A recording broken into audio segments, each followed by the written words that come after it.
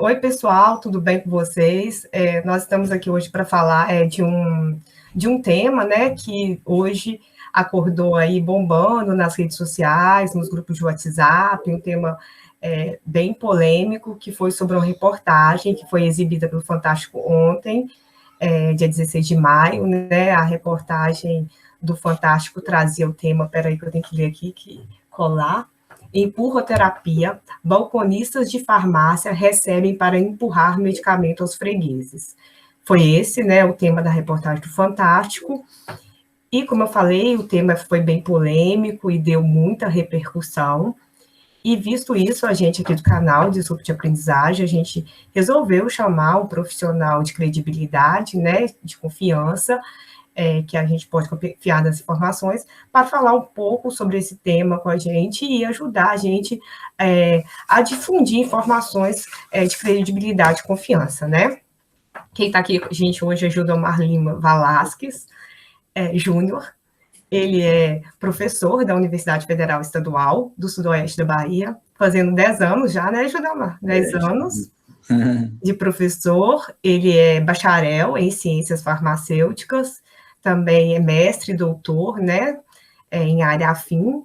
Ele é pesquisador do programa de pós-graduação em bioquímica e biologia molecular, né, não posso esquecer, né? E também está fazendo pós-doutorado agora no momento, né, Gildomar? E tem especialização em gestão farmacêutica, e se eu for ficar falando o currículo dele, eu vou ficar aqui o dia inteiro, gente. Então, bora deixar a Gildomar falar aí um pouquinho. Esqueci de alguma coisa, Gildomar? Muitas coisas, né? Mas não dá para a gente falar o dia inteiro do seu currículo aqui, né?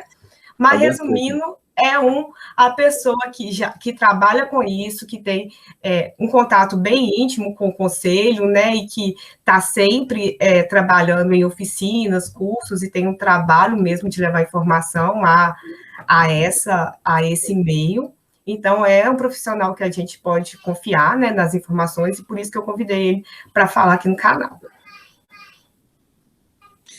Eu agradeço, Patrícia, ao convite, né, e realmente foi um tema que pegou a gente de surpresa, né, enquanto farmacêuticos, e hoje de manhã, como você falou, bombou em todas as redes sociais e WhatsApp, grupo de WhatsApp, sobre o tema, justamente porque, de certa forma, isso pode ter sido visto de maneira negativa pela população em geral, né, sobre o que é a prática da farmácia, do que é a função da farmácia em si, né, e aí a gente vai desmistificar algumas coisas aqui e tentar fazer uma reflexão a respeito do que foi apresentado.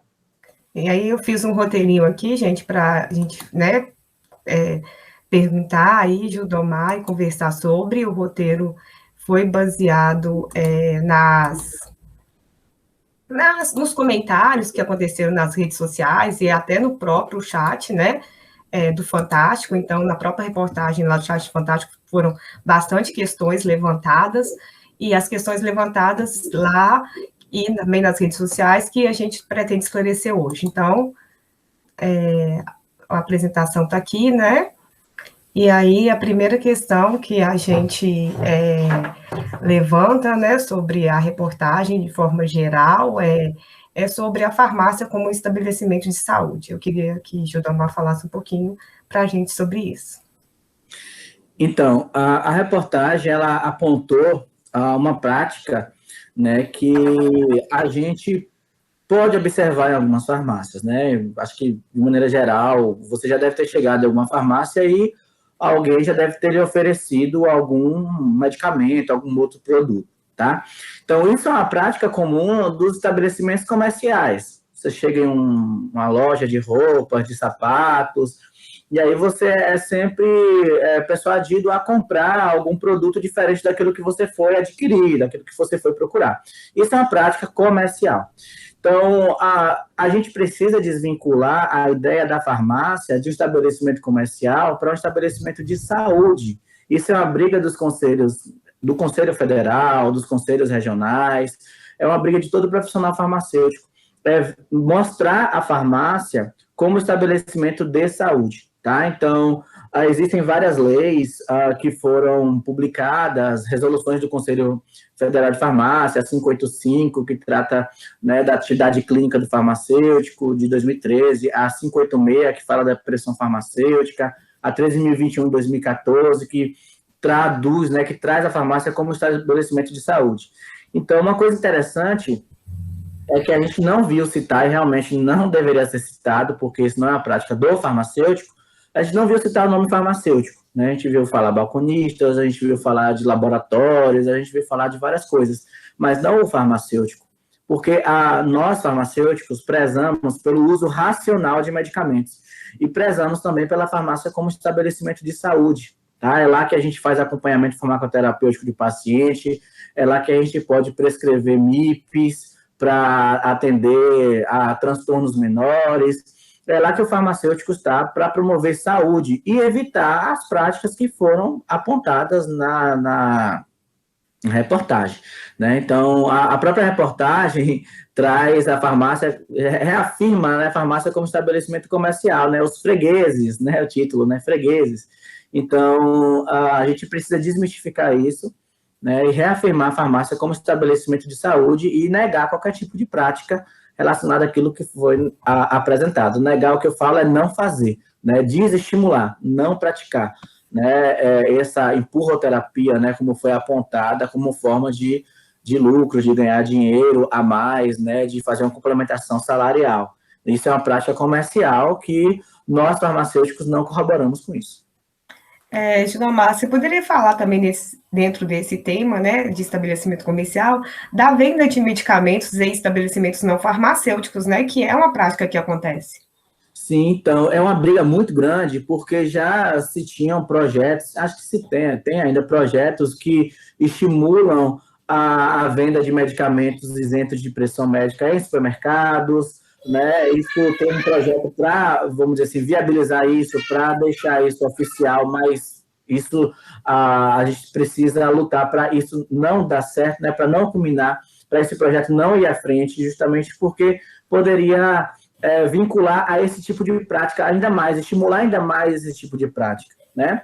Mas a gente também tem que lembrar que existem propagandas de medicamentos de venda livre, a gente vê propagandas inúmeras, né? Seja de vitaminas, seja de anti-inflamatórios, seja de analgésicos, xaropes, de maneira geral, para tosse, né? Expectorante, antitussígeno, etc. A gente vê a propaganda de medicamentos, tá? O estímulo a isso.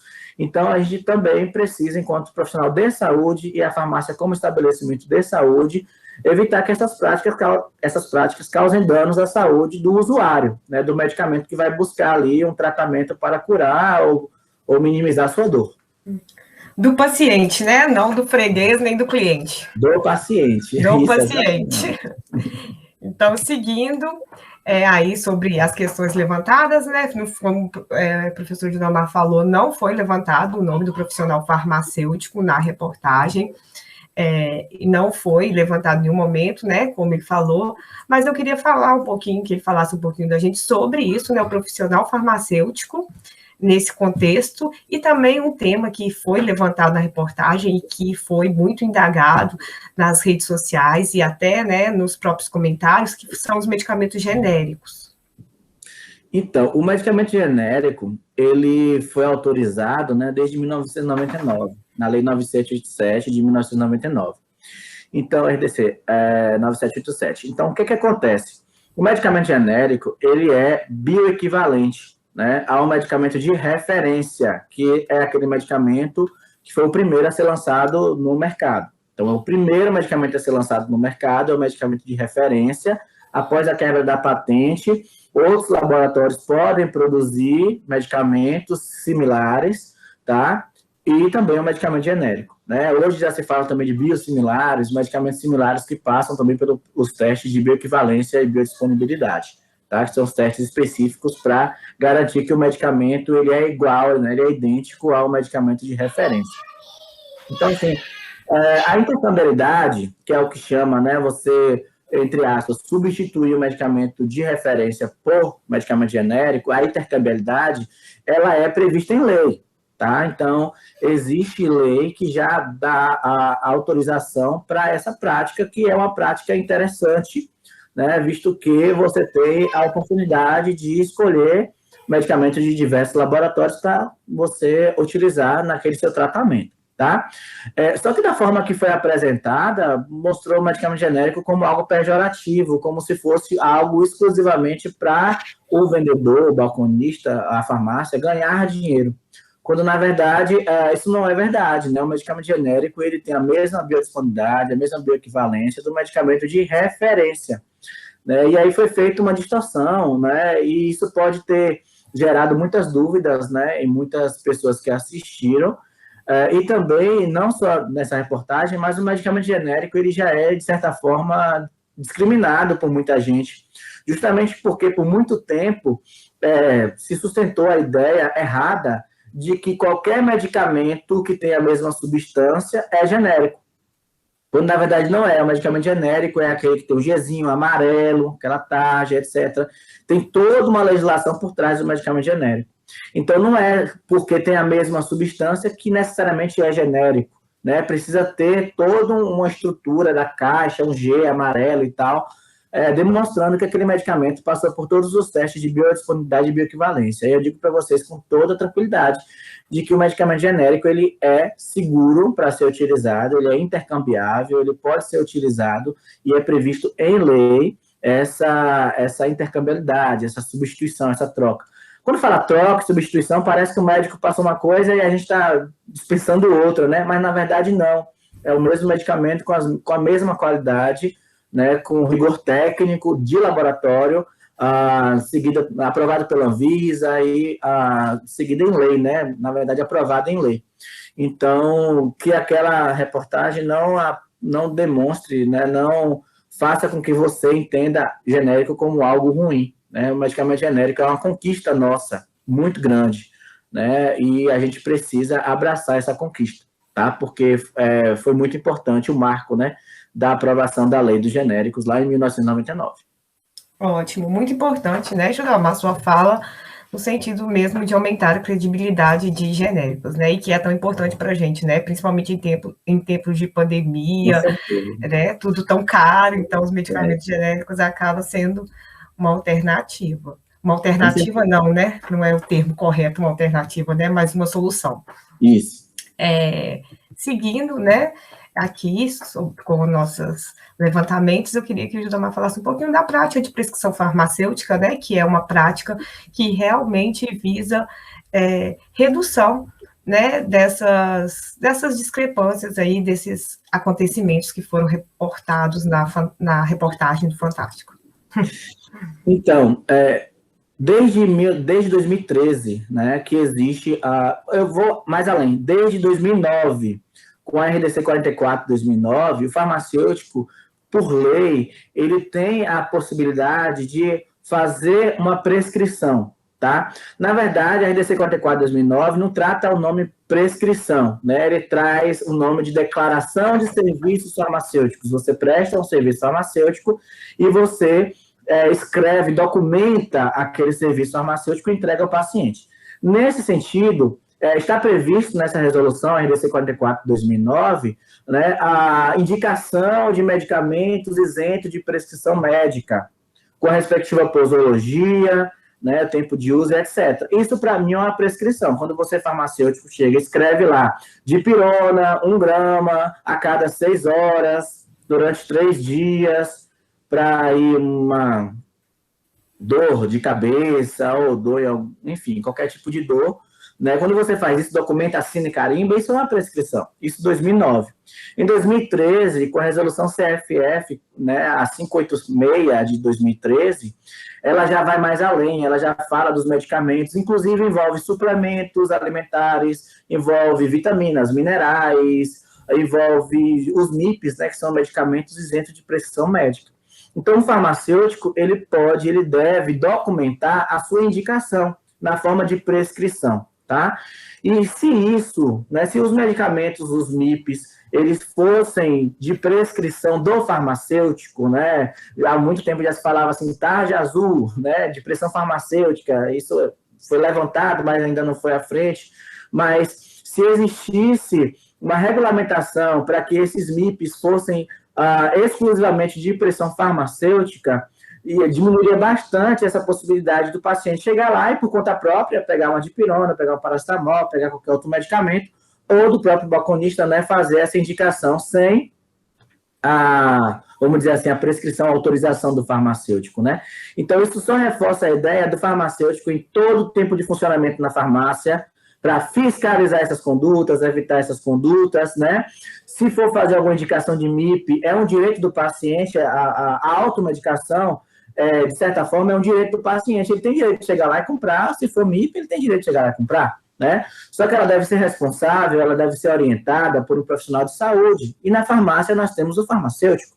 Então, o farmacêutico em todo horário de funcionamento, o farmacêutico orientando a prescrição, eu digo prescrição mesmo, documentada, desses medicamentos que são isentos de pressão médica. Pode ser as vitaminas, pode ser os minerais, pode ser os analgésicos, os antifúngicos tópicos, e etc. Existe legislação para isso, né? A gente não está fazendo nada ilegal, isso não é nada que esteja errado, né? Isso é previsto em lei, a gente tem competência para isso, então essa é a função do farmacêutico. Mas quando você deixa a farmácia, permite que ela seja vista como um estabelecimento comercial, isso atrapalha tudo e dá margem para a gente ver a reportagem como aconteceu. Então, vamos lutar, né, pela presença do farmacêutico na farmácia. Você que for à farmácia, peça orientação ao farmacêutico, não aceite a orientação de pessoas que não sejam o farmacêutico, exija, né, o profissional de saúde, o farmacêutico, para lhe fazer a orientação. Se for uma indicação, a prescrição, peça ao farmacêutico também, que ele é o profissional habilitado para isso dentro da farmácia, né? E não, nós, enquanto farmacêuticos, prezamos por isso, pelo uso racional de medicamentos. Então, a gente tem competência, a gente estudou para isso, né? A gente continua se atualizando para isso. Então, a pressão farmacêutica evita que você use medicamentos e esses possam, de maneira a lhe causar algum tipo de dano. A gente vai minimizar esses danos, porque a gente conhece, a gente sabe qual medicamento ele é contraindicado em determinada situação, interações medicamentosas também acontecem, etc.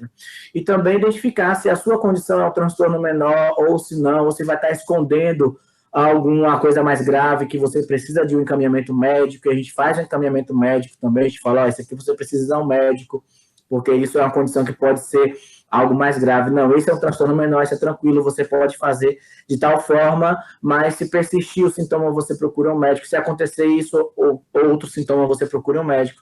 Então, o farmacêutico é o profissional habilitado para isso. Então, não se permita ser orientado por um profissional não farmacêutico, para evitar que aquelas coisas que foram apontadas na reportagem aconteçam, né? O farmacêutico, ele está no horário de funcionamento na farmácia, exija isso.